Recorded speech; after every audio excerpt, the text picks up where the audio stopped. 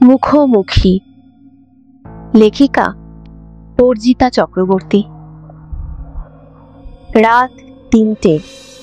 হঠাৎ ঘুম ভেঙে গেল মিতালির। দেখল বারান্দার দরজাটা খোলা।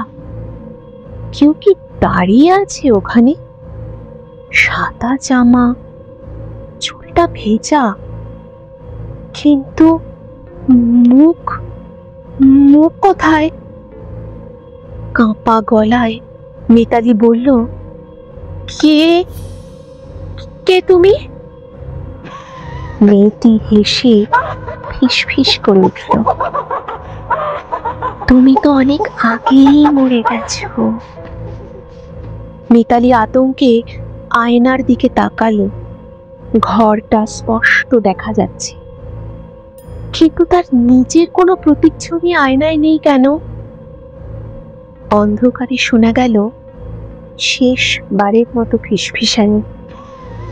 নিজেকে বোঝাও, আমি আর তুমি তো একই।